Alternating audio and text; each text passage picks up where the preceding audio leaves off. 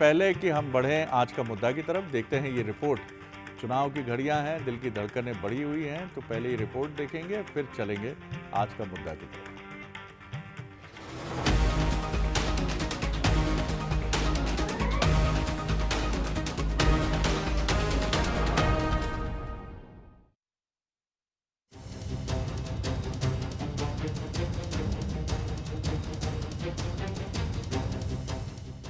देश में 7 चरणों के चुनाव के बाद एग्जिट पोल्स ने संभावित नतीजों का आभास करा दिया है। एग्जिट पोल्स जिनके पक्ष में हैं, वो इसे एग्जैक्ट बता रहे हैं, तो जिनके पक्ष में एग्जिट पोल्स नहीं आए हैं, वो एग्जिट का इंतजार कर रहे हैं। मतलब साफ है कि एग्जिट के बाद दोनों तरफ के लोगों को एग्जैक्ट से आस है। जी हाँ, एग्जिट पोल्स के बाद बीजेपी उत्साहित है, तो कांग्रेस भी जीत का दावा तो कर ही रही है। साथ ही ईवीएम को लेकर भी सवाल खड़े कर रही है। दिग्विजय सिंह 295 सीटें जीतने की बात कह रहे हैं, तो जीतू पटवारी प्रदेश में दहाई के आंकड़े में सीटें जीतने की बात कह रहे हैं।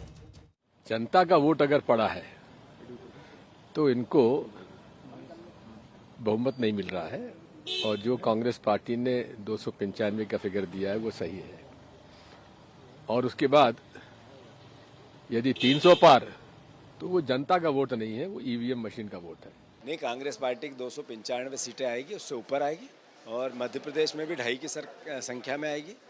जो देश में हालात थे, जो परिस्थितियां थी, जो महंगाई की मार है, जो बेरोजगारी की मार है, जो किसानों की यातना है, जो करप्शन का बोलबाला है, ये आम जनता देख भी रही है और सह भी रही है, तो अल्टीमेटली इसका उत्तर तो देगी।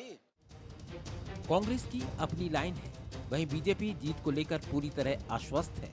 उमा भारती ने 450 सीट जीतने का दावा किया, तो प्रदेश अध्यक्ष वीडी शर्मा और कैबिनेट मंत्री कैलाश विजयवर्गीय ने प्रदेश की सभी 29 सीटें जीतने का भरोसा जताया है। ये जो एग्जिट पोल में जिस प्रकार का समर्थन भारतीय जनता पार्टी को मिला है, ये माननीय प्रधानमंत्री नरेंद्र मोदी जी को जनता का आशीर्वाद है। और मध्य प्रदेश के संगठन ने जो एक व्यापक तौर पर तैयारी, जो प्रत्येक बूथ को जीतने का हमारा जो अभियान था, माननीय प्रधानमंत्री जी ने भी बार बार कहा कि 370 वोट हर बूथ पर नए मतदाताओं के साथ हमें इस बार इसमें वृद्धि करना है। मेरा ऐसा मानना है कि 8 से 10% वोट लोकसभा के अंदर भी जो 58% था वो 80% तक पहुंचेगा। देखिए, मैंने पहले से कहा है कि एनडीए का 370 से लेके 425 के बीच में एनडीए आएगी और प्रधानमंत्री नरेंद्र मोदी जी तीसरी बार शपथ लेंगे। नहीं, वहाँ 29 के 29 जीतेंगे हम। छिंदवाड़ा, मंडला, वहाँ के बड़ी लोग शंका जता रहे हैं, हम जीतेंगे। बड़े बड़े दावे तो दोनों तरफ से हो रहे हैं, लेकिन राजनीतिक पंडित अभी भी प्रदेश की 7 सीटों पर कांटे की टक्कर की संभावना देख रहे हैं। इन सीटों पर मंगलवार को सस्पेंस खत्म हो जाएगा। ये सीटें हैं छिंदवाड़ा, राजगढ़, मंडला, ग्वालियर, सतना, रतलाम, झाबुआ, मुरैना, श्योपुर। हालांकि कई एग्जिट पोल्स ने बीजेपी के क्लीन स्वीप का अनुमान लगाया है, तो कई प्रदेश में कांग्रेस को 1 से 3 सीट तक मिलने की संभावनाएं जता रहे हैं। क्या हकीकत बनेगा और क्या फसाना, बस एक रात बाद तस्वीर हो जाएगी साफ। नमस्कार, आज का मुद्दा में आपका बहुत बहुत स्वागत है। और आज का हमारा मुद्दा है एग्जिट के बाद एग्जैक्ट से आस, बेहिचक, क्योंकि एग्जिट यानी अनुमान, लिटरेरी मीनिंग नहीं है इसका। एग्जिट यानी कि मतदाताओं का वो मत, जब वो मतदान करने के बाद बूथ से बाहर निकले हैं और उनका मन जानने की कोशिश की गई। लेकिन एग्जिट से एग्जैक्ट तक जाना हम सब की कोशिश होता है। हम बहुत अच्छा पेपर लिखते हैं, बहुत अच्छी तैयारी करते हैं, बहुत अच्छा अपनी हैसियत के मुताबिक घर बनवाते हैं, बहुत अच्छा बिटिया का, बेटे का, बहन का विवाह करने का प्रयास करते हैं। लेकिन जब तक वो एग्जैक्टली संपन्न नहीं हो जाता पूरी तरह से, जब तक बारात विदा नहीं हो जाती, जब तक घर में हम प्रवेश नहीं कर जाते, जब तक पहली बारिश में वो घर टपकता नहीं है, तब तक हम यही मानते हैं कि ये एग्जिट ही था भैया, एग्जैक्ट तो अब मालूम पड़ा। तो जाहिर बात है बीजेपी भले ही कितनी खुश हो, लेकिन एग्जैक्ट जब तक नहीं आएगा तब तक आनंदवा नहीं आएगा। और कांग्रेस अभी भी धड़कते दिल से, सूखे होठों से ये सोच रही होगी कि अगर एग्जैक्टवा हमारी मनसा के मुताबिक आ गया तो हे प्रभु हमको भी लिफ्ट करा दे। देखते हैं क्या होगा। लेकिन बंसल न्यूज़ के सुलगते सवाल, क्या एग्जिट पोल्स एग्जैक्ट नतीजों के आसपास साबित होंगे? बड़ा सवाल। पिछले एग्जिट पोल 75% प्लस से सही साबित हुए थे। दूसरा सवाल, पक्ष विपक्ष को आखिर एग्जिट के बाद एग्जैक्ट से आस क्यों है? और तीसरा सवाल, क्या कांग्रेस के लिए 24 के चुनाव बीजेपी से बड़ा इम्तिहान है? ये हमारा तीसरा सवाल। अब मिलिए उन मेहमानों से जो हमारे साथ हैं। स्टूडियो में मेरे साथ हैं Manoj Saini, executive editor political affairs, Yashpal Singh Sisodia हैं, पूर्व विधायक हैं बीजेपी के, उनका बहुत स्वागत है, और आनंद जाट जी हैं। उनसे मेरी अपेक्षा रहेगी कि उनका जैसा नाम है उसी भाव से संचालित होते हुए आनंद का भाव उधर भी रखें और इधर भी रखें। जी, उनकी आक्रामकता कई बार चिंतित करती है, तो वो भाव ना हो। और उनके जो भी मेंटर हैं उनसे भी प्रणाम है कि उनका मूल्यांकन उनकी मेधा से करें, उनके जोर से बोलने से ना करें। ये बड़ा उधर हो गया है कि साहब आप लड़के आइए, पिट के मत आइए।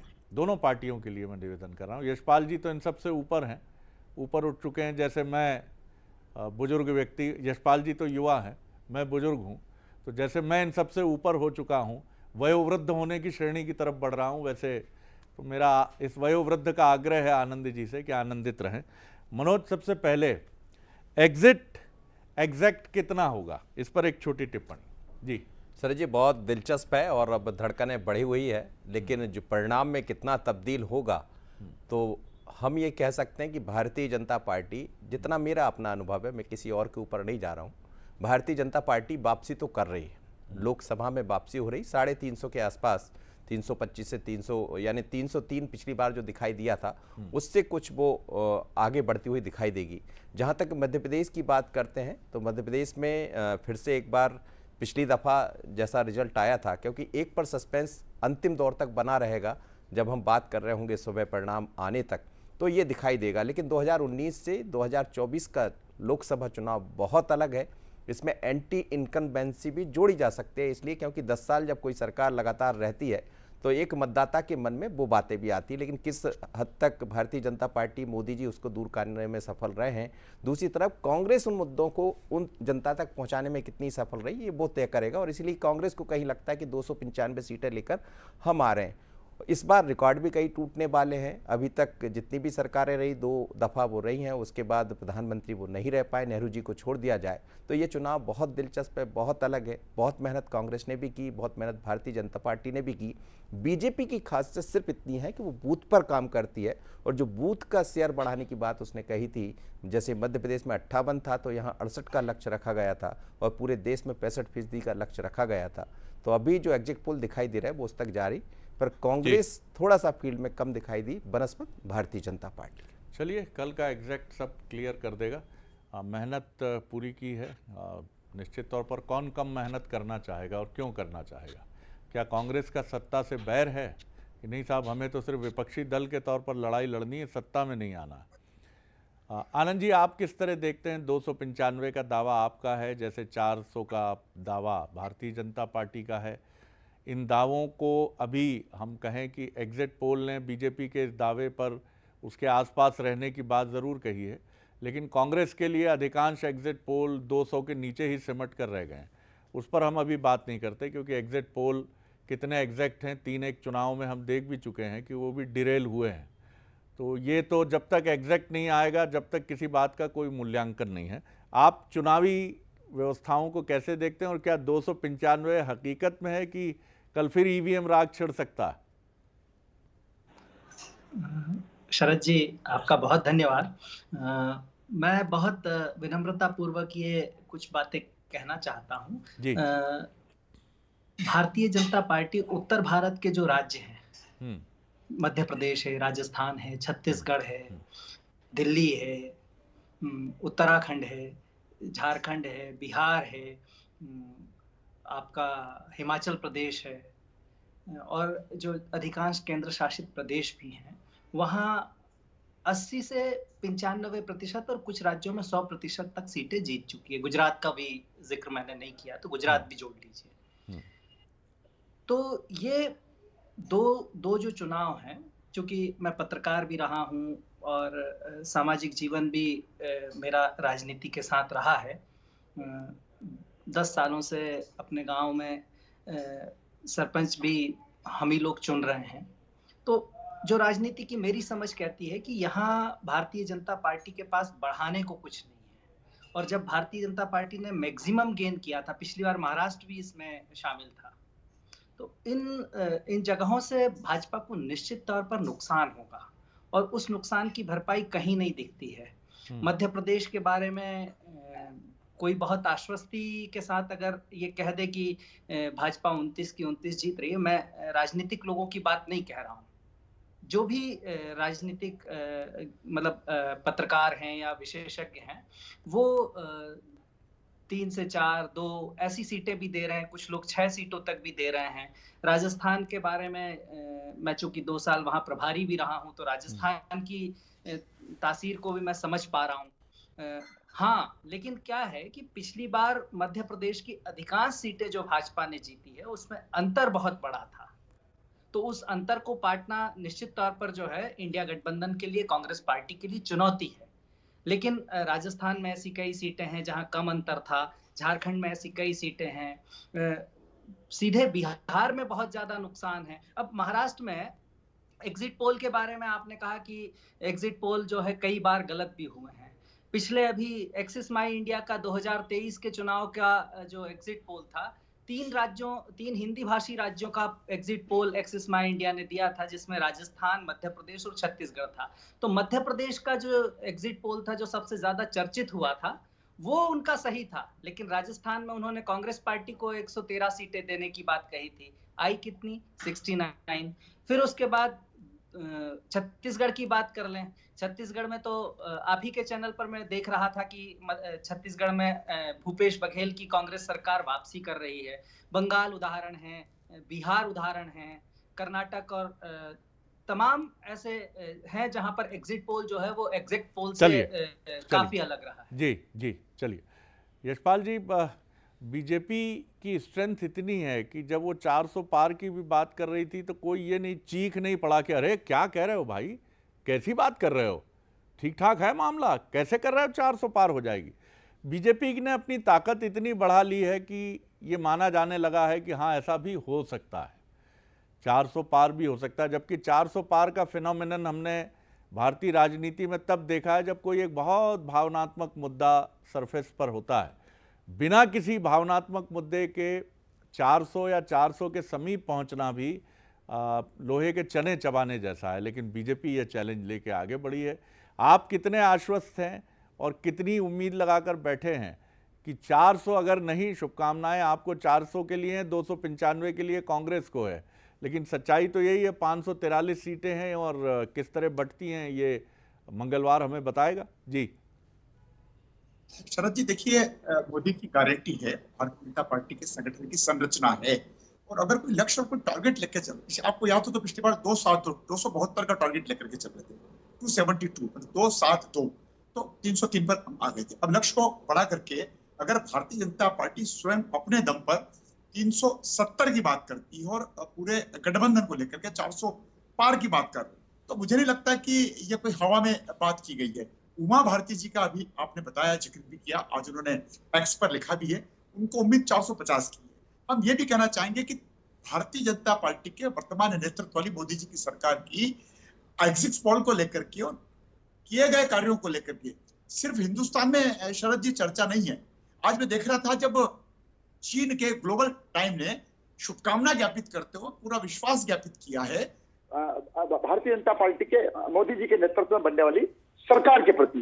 विदेशों में डंका बज रहा है और यहाँ पर कांग्रेस के लोग ईवीएम मशीन को लेकर के दोषारोपण कर रहे हैं। आज चीफ इलेक्शन ऑफिसर, मुख्य चुनाव आयुक्त श्री राजीव कुमार जी ने जिस प्रकार से तंज भी कसा है और जिस प्रकार से शायराना अंदाज में उन्होंने बहुत कुछ कह दिया है, वो तो आप तो जानते ही उन्होंने क्या क्या कहा, कहने का मैं उसको दोहराऊंगा नहीं।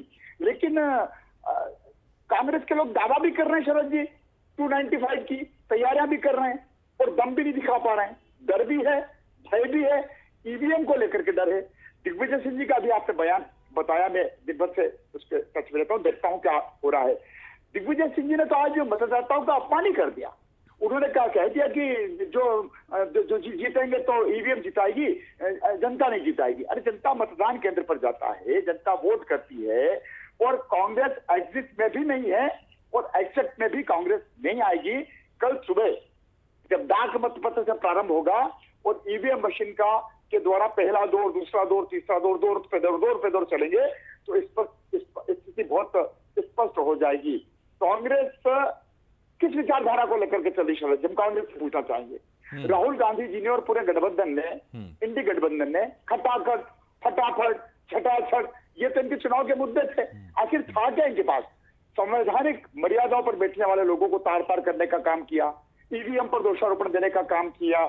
किस प्रकार से मोदी जी का रोड मैप है, आप देखिए 2047 तक, और आज मोदी जी ने कैबिनेट के साथ बैठ करके आने वाले 100 दिनों का अपना पूरा एजेंडा भी तय कर दिया। हम आश्वस्त हैं शरद जी, कामों के आधार पर, कार्यों के आधार पर। जी मनोज, ये जो आरोप हैं ईवीएम को लेकर, तमाम चीज़ों को लेकर, इसे आप किस तरह देखते हैं? 1975 में आपातकाल भी जब लगा तब भी चुनाव की प्रणाली प्रश्नांकित नहीं हुई।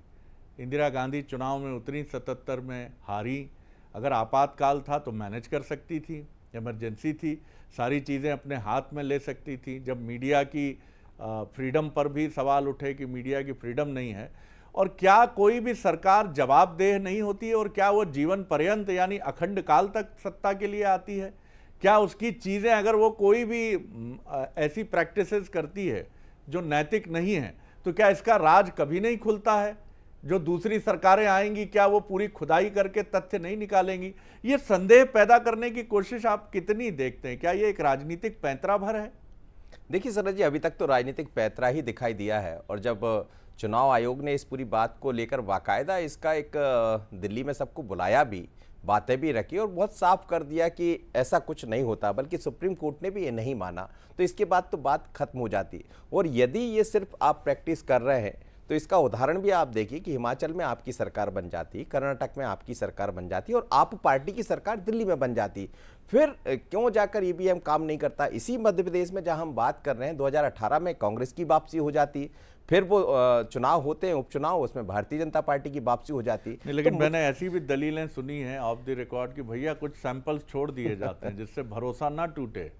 जी, ये कैसे होगा सरद जी, भरोसा ना टूटे? मुझे मतलब जितना मैं समझ पा रहा हूँ ये तो संभव नहीं है। लेकिन बहुत अच्छी बात जीतू पटवारी ने कही, आप देखिए हम नहीं कह रहे, जीतू पटवारी ने ये कहा एक आध हफ्ते पहले, हमने उस पर खबर भी की थी।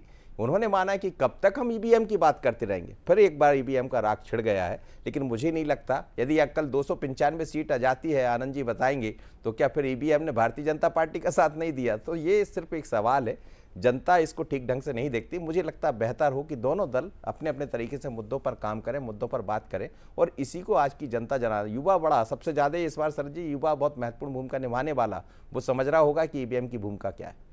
बिल्कुल सही बात है, और ये एक अच्छी दलील है। खैर उस पर मैं नहीं जाऊंगा। मैं आनंद जी, निश्चित तौर पर कांग्रेस ने अपने संसाधन जितने उसके पास रहे, उसके एलिगेशंस भी रहे कि साहब हमारे फाइनेंशियल रिसोर्सेज रोके गए, हमारी तमाम चीज़ों पर बंदिश लगाई गई, इनकम टैक्स की तरफ से नोटिसेस मिले। लेकिन ये भी सही है कि इन्हीं चुनौतियों के बीच में, मैं नहीं कह रहा हूँ कि सारे आरोप सत्य हैं, लेकिन इन्हीं के बीच में व्यक्ति खिलता है और संघर्ष करके आगे बढ़ता है। कोशिश आपने भी पूरी की है। कल मंगलवार नतीजों का दिन है, और मुझे लगता है कल एक ऐसा भी दिन है जब नतीजे हमारे सामने होंगे तो कड़वाहट को भूलने का भी दिन है। ये जो भी तथाकथित कड़वाहट है ये चुनाव तक है। इसके बाद जो जनता ने भूमिकाएं तय की हैं, सत्ताधारी दल और विपक्ष जिसको भी दी है जो दायित्व, उसको स्वीकार के उसके साथ फिर 5 साला परीक्षा की तैयारी करने का समय है। जी आनंद। यशपाल जी मेरे बड़े भाई हैं, मैं उनसे जानना चाहूंगा। मैंने तो ईवीएम की बात भी नहीं की थी, आपने प्रश्न भी पूछा था तो भी मैंने कहा मैं ईवीएम पर बात नहीं करूंगा। जीवीएल नरसिम्हा राव भाजपा के राज्यसभा से सांसद रहे हैं और भाजपा के राष्ट्रीय प्रवक्ता रहे हैं।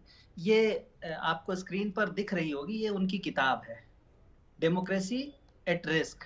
ये ईवीएम पर लिखी गई है। मतलब अगर भाजपा जब सत्ता में नहीं थी, 2009 के चुनाव के पहले ये किताब आई थी, तो मैं समझता हूं कि ये किताब जो है, ये किताब बीजेपी के एक नेता ने लिखी जिसे राज्यसभा टिकट तक दिया गया। तो ईवीएम पर सवाल का डॉक्यूमेंटेशन तो कांग्रेस ने नहीं किया है, किसके सवाल है? आज भाजपा जब सत्ता में आ गई है तो अपने ही सवालों से पीछे छुड़ाने की कोशिश करती है। मैं नहीं कह रहा हूं, आज भी नहीं कह रहा हूं, भाई यही व्यवस्था है, इस व्यवस्था से लड़ना है, इस व्यवस्था के हिसाब से चलना है। और चूंकि हम संविधान के निर्माण करने वाली पार्टी हैं, तो हम संवैधानिक संस्थाओं पर नहीं सवाल उठा रहे हैं, हम फेयर प्ले फील्ड पर बात कर रहे हैं। हम चुनाव आयोग से 1.5 साल तक हम निवेदन करते रहे कि हमें मिलने का वक्त दे दीजिए, मिलने का वक्त दे दीजिए, नहीं दिया गया। तो ये प्रश्न जो है फेयर प्ले फील्ड के संबंध में चलिए, उठाए गए। वक्त बहरहाल कम हम नतीजों पर आते हैं। वक्त कम है जी। हाँ जी, नतीजों की बात इतनी सी है कि अगर एग्जिट पोल बिल्कुल सही है तो हम इन्हीं फिर नतीजे क्यों ना मान लें? कल मतगणना की जरूरत क्या है? मतगणना होगी, जनता ने जो जनादेश दिया है वो तो शरद जी आपने कहा बिल्कुल आनंद जी। करेंगे, हम और अपनी भूमिका, एक और बहुत महत्वपूर्ण बात है, एक और बहुत महत्वपूर्ण बात है कि यहाँ जनता अपना अमूल्य मत देती है, यानी एक तरह से वो अपना तन मन धन देती है। और अगर इसको किसी ने चुरा लिया किसी भी तरीके से, तो ये जनता ही सड़क पर निकलकर विरोध करेगी कि हम तो इस पार्टी को दिए हैं वोट। भाई ये कैसा जनादेश आ गया, ये मंजूर नहीं है। ऐसा नहीं है कि इस देश में हमने आज़ादी लड़ के भी ली है साहब, चाहे अहिंसा के शस्त्र से लड़ के लिए हो या भगत सिंह जी के शस्त्र से लड़कर लिए हो। बहुत कम वक्त है, यशपाल जी आपकी टिप्पणी।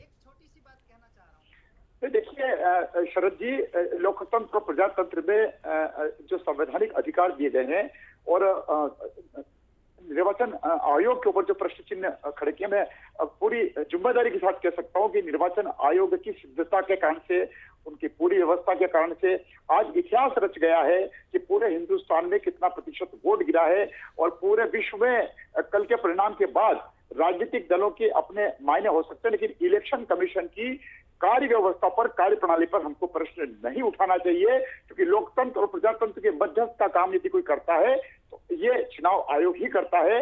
और इस पर ठीकरा फोड़ने की बजाय आत्ममंथन करना चाहिए कि वर्तमान दौर में कांग्रेस की दुर्गति क्यों हो रही है, क्यों कांग्रेस के लोग छोड़ करके अन्य राजनीतिक दलों में जा रहे हैं, क्यों अपने ही दल से मुख मोड़ करके राज्यसभा सांसद रहे हो, मंत्री रहे हो, विधायक वर्तमान मौजूद, ये सब छोड़ के जा रहे हैं। इस पर अध्ययन करने की आनंद जी जरूरत है। ये सवाल हमने पहले भी उठाया है कि उस समय जब 2 सांसद होते थे बीजेपी के, तब भी बीजेपी में ये विचार क्यों नहीं आया।